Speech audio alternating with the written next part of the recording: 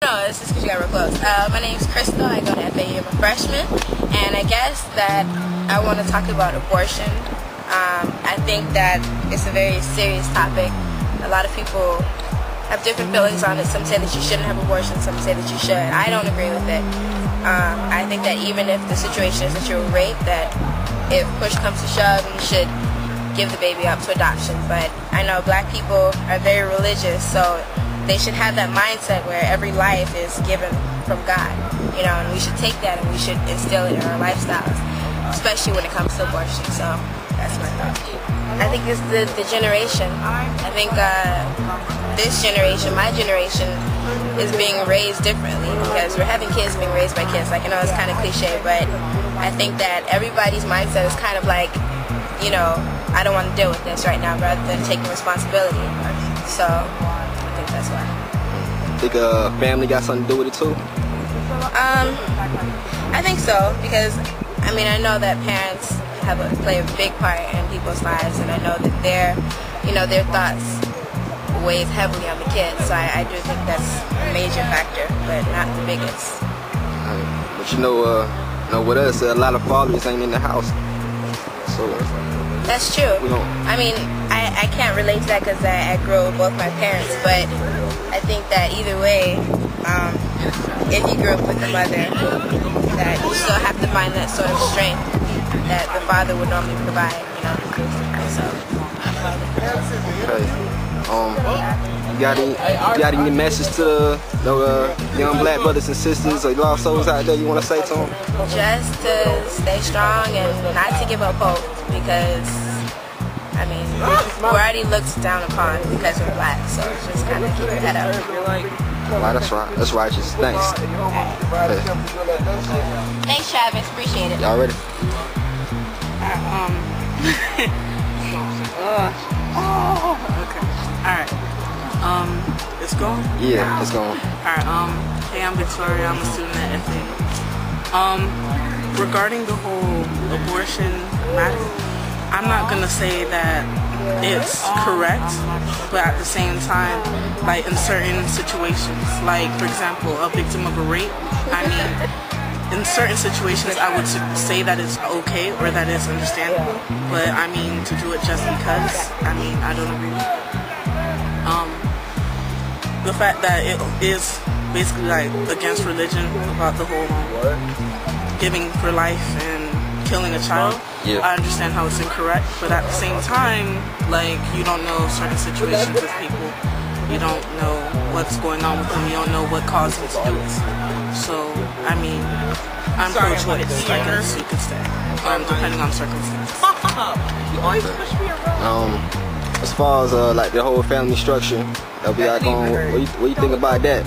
There's there's a lot of the young sons out there. They're always in the streets, it seems, and the daddy ain't always there, and the mom, she's like working 24/7 to provide. It ain't like that in every household, but you can see it's affecting us as an epidemic. You know what I'm saying? What do you think about that? It's a shame. Like, honestly, I don't know what to say about that.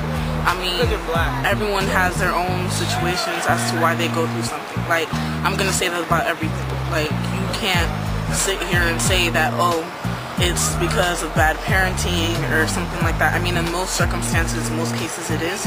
But at the same time, like, maybe the mother's out there trying to provide and the father is out there working as well. Or maybe the father is locked up for whatever reason, whether he was guilty or not, or the mother is still working, or the mother's locked up. Like, we can't say, you know what I mean? Like, it's a shame that it's happening, yeah, but at the same time, like, we can't just be biased and say that, oh, it's because they're bad parents 100% of the time. Like, we can't say it. Yeah. Have y'all heard of that poem? Did y'all ever hear the poem? No? Okay, I don't even remember. It was a poem entitled Black, like literally Black is Beautiful. And it was like, black is the color of coal from which diamonds are formed. And yeah, black is the color of the night sky. It was a whole bunch of different points. And then black is the color of the cougar, or puma, or some type of wild cat or something. But it was a really nice school. I think you just answered the question.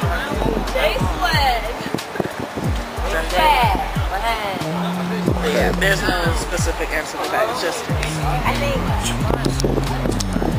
think that I guess what kind of makes black beautiful is the fact that I don't want to bring up the whole slavery thing, but it did happen, and the fact that black people have struggled like to be looked upon as equals, and we've progressed so much, and we've gone through so much stuff, and we're still able to come up saying, you know what, like, we're okay, we're still here. I mean, even though we do struggle just like everybody else, still. Our president is black. Yeah, that too. But I think it's just the strength that we have as a race.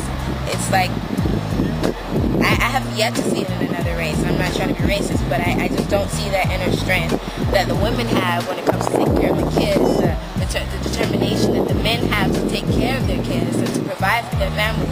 I think it's more than just, oh man, you know, skin and all that stuff, whatever, that's beautiful, but I think it's just the characteristics that we have that I don't think other races do. That endurance that brought us through slavery, the whole raping thing, and Yeah, definitely. I mean, The whole 9 yards, definitely. so Because we come from the bottom. We come from the bottom, slavery, all of that, and look at that, we have a black president. And people still trying to bring him down, but at the same time, we're working our way up. anything positive want to say to them, get them on the right track. In life, we got haters. We got people that want to bring us down. But it's us as black people, black women, Haitian, whatever it is. You got to stand up and do what's right for you and your family, because you got people holding you down.